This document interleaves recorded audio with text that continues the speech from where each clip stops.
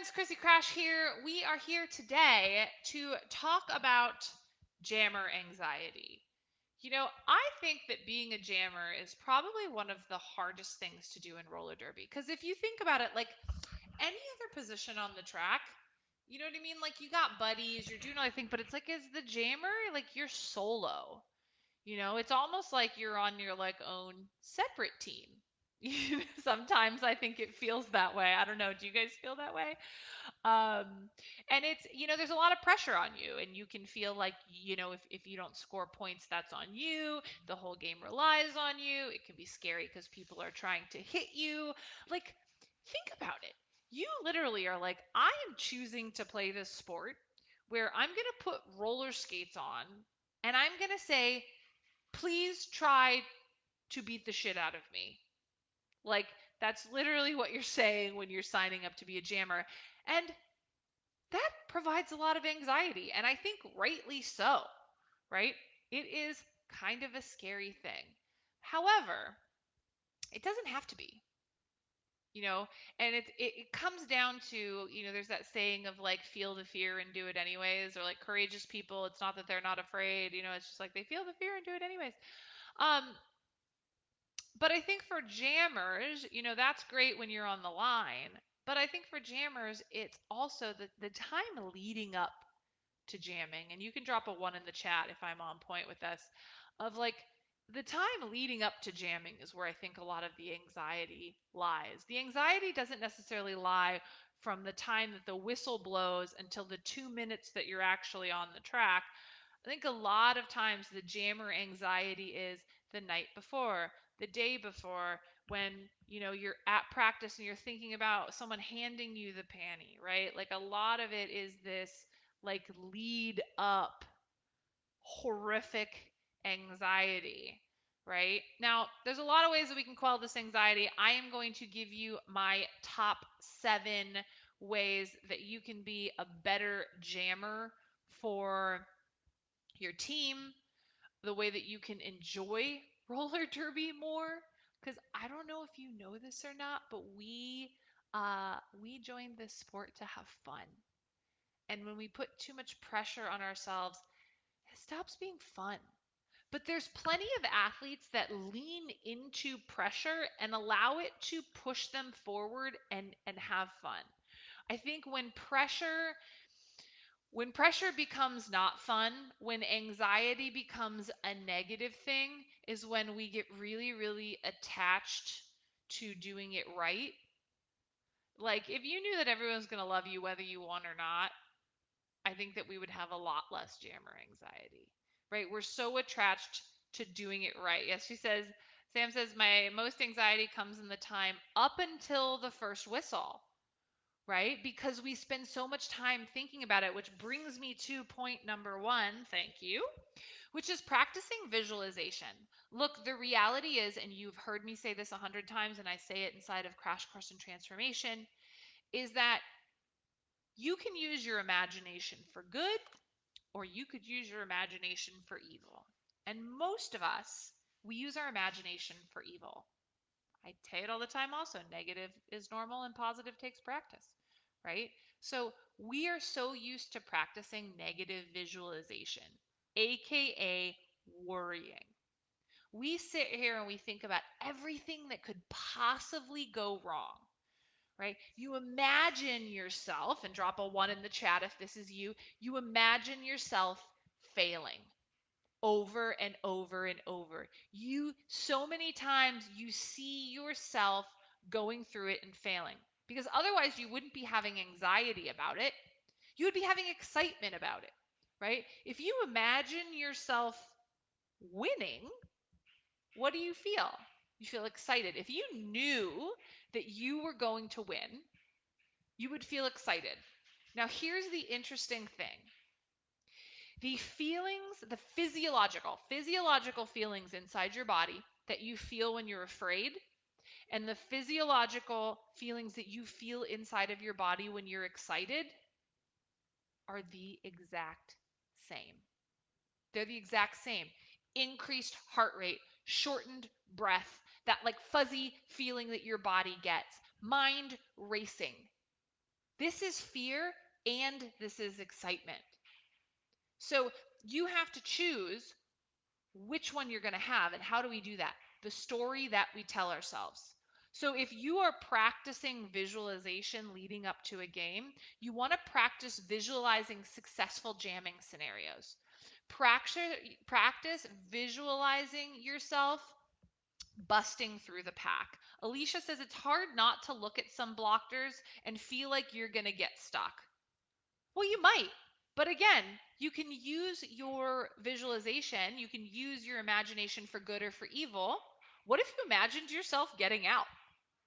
What if every time you looked at a tough blocker, you just imagined getting through?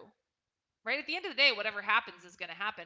But if you're going to torture yourself for a week or two leading up to it, you're convincing your body that you're going to get stuck. And so, you know what you're not going to do? Go hard through that pack. If you imagined, okay, let's say you have a wall of like 3 super amazing blockers, and there's like, you're going to go for a seam. Do you think you're going to go for that seam harder or weaker if you imagine that you're going to get stuck? Do you think you're going to go for that seam harder or weaker if you're imagining that you're going to plow through it? The reality is we have these snap judgments of visualizing, well, I'm going to get stuck, so you actually don't try as hard. So it's important that you're training your brain to visualize these scenarios successfully, especially the week leading up to a game, or leading up to a practice, or sitting on the bench. These are all times that you want to practice positive visualization, because it's actually going to have you play better. Also, they've done research that if you were to do bicep curls with a weight, or you were to sit with nothing and imagine yourself doing bicep curls, they've actually found that you can increase your muscle mass by simply imagining yourself doing exercise. I swear to you, look it up on the frickin' internet. Right? And so you have to understand that our brain, it's going to respond to what we're thinking about. Right? So if you imagine that every time you're worrying, you're actually having a really crappy set of practices. Like if you can imagine that whenever you're imagining positively, it's almost like having an extra practice, right? Because you're imagining yourself successful. And like I said, at the end of the day, the game or the scrimmage or the practice is going to go how it's going to go.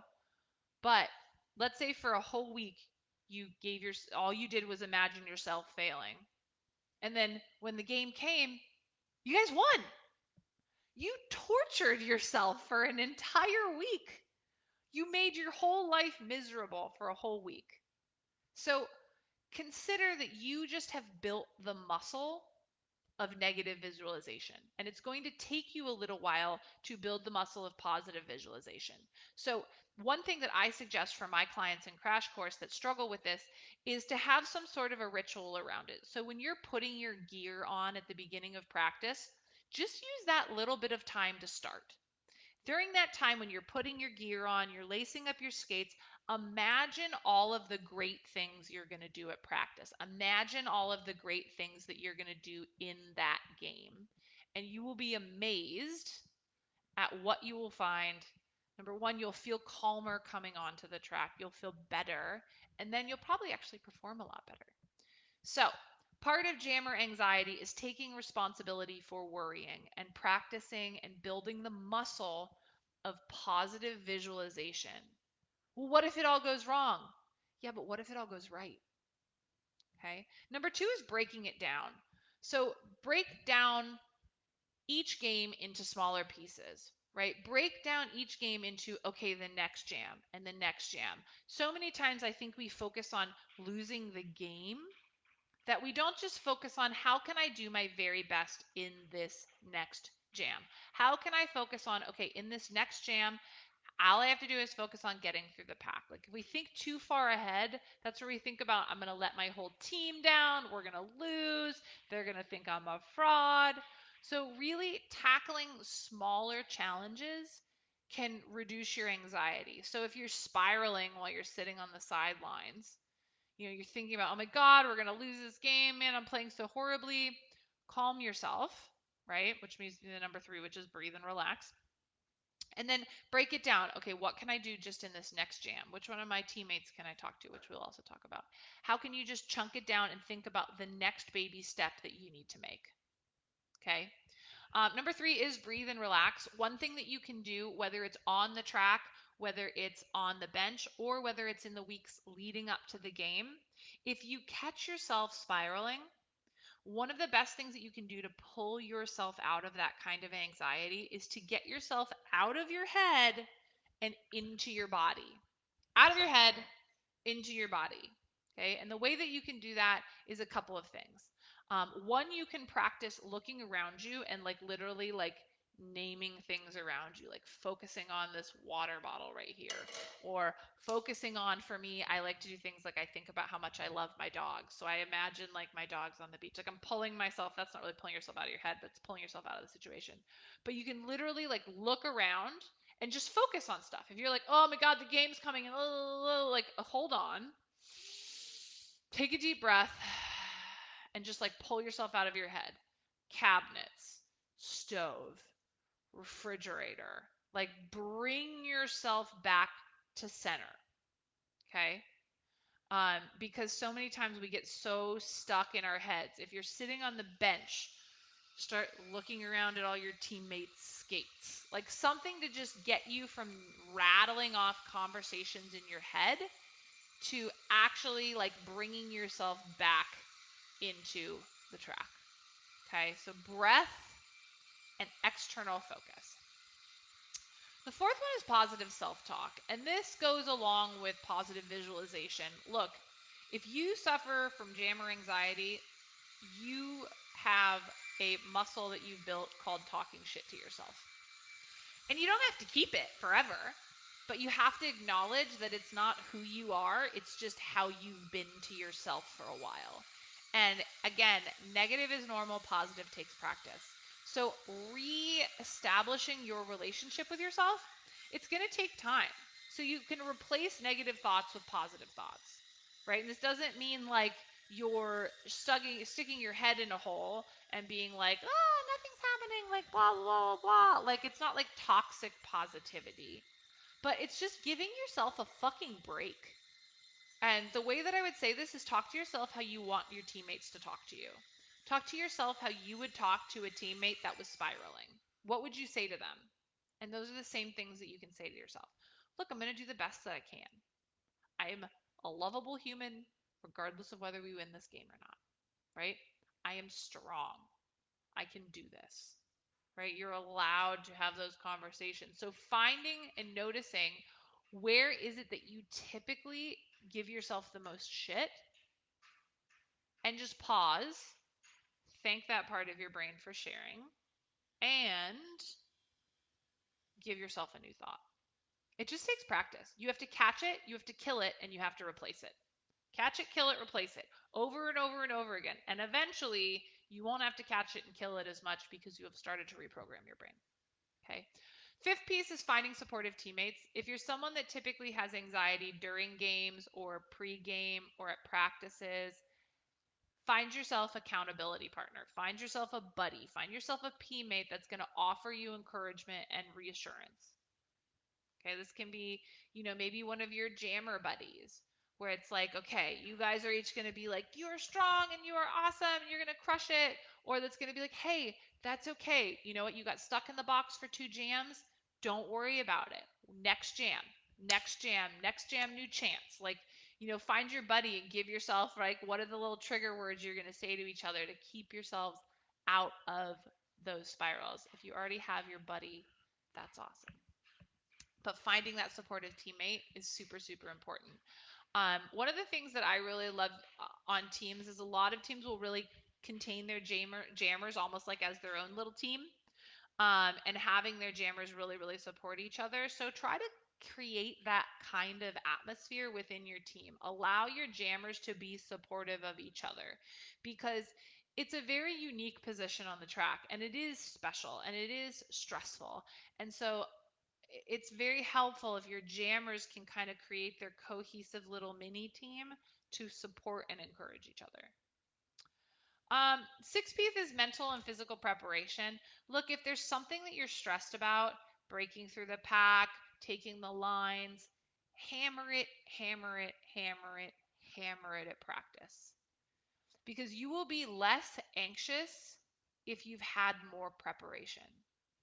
So the more that you can practice your footwork, practice your agility, practice your strategy, review game footage, right? Like identify the areas that you need to improve and hammer the shit out of them. Because it's a huge confidence boost when the things that you've been getting stuck on, you start to get a little bit better at. It's 100% going to drop your anxiety because you're like, I know I can do this, right? So sometimes it's just getting better, right? Because the better you get, the less anxiety you're going to have also. And the final one is just focus on having fun. You guys, you started roller derby because you wanted to have fun, right? So shifting your focus from the fear of fucking up to enjoying the challenge of the game. Like I said, the difference between anxiety and excitement. Anxiety is I'm afraid that I'm going to do it bad. Excitement is I'm excited to go out and give it my best, right? And so many of us, we're so attached to being perfect. We're so attached to doing it right that we forget that we were here to have fun. It's not about whether you win or lose, it's how you play the game, right? They've been telling us this since we were in like preschool, but it's true, right? If you embrace the challenge like an athlete and you learn from each experience, you will start to be able to celebrate your growth as a jammer. Look, the reality is in this sport, if you want to get really, really good at this sport, every time you level up, it's going to get hard again. And so it's time for you to learn how to embrace the challenge of the sport.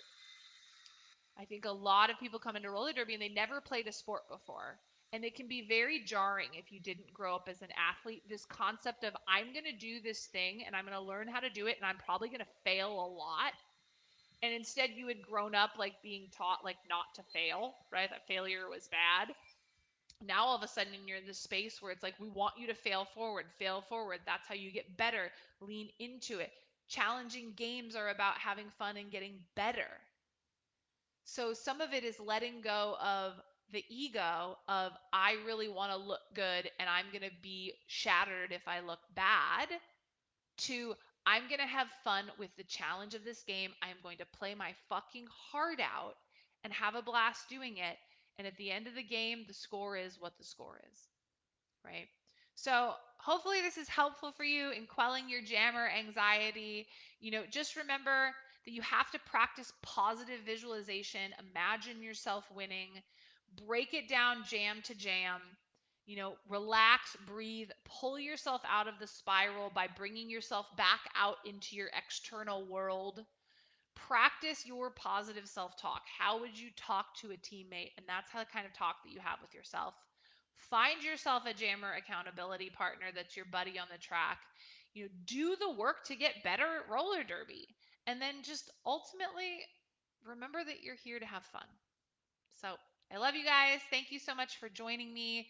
If you can right now imagine right now, just close your eyes for 30 seconds. Imagine yourself taking all of these skills and putting them into practice. Imagine that over the course of the 2024 season, you start putting all this into practice. You're nicer to yourself. You hone in on your skills. You start focusing on having fun versus being perfect. You get a supportive crew around you. You can imagine, I'm guessing, how much better of a skater that you're going to be. And, this is exactly what we teach our crew how to do inside of Crash Course in Transformation. We train you not just physically, but mentally how to be a better athlete. And so if you would like to join us, we have a couple spots left for November. You can DM me directly and just say, hey, I'm interested in learning more about Crash Course and Transformation. I will ask you a couple of questions, send you over details on how to apply, and potentially we can work together. But this is what we do. This is who we are. We are about breeding incredible athletes from the ground up and from the inside out. So I love you guys. I'll see you later.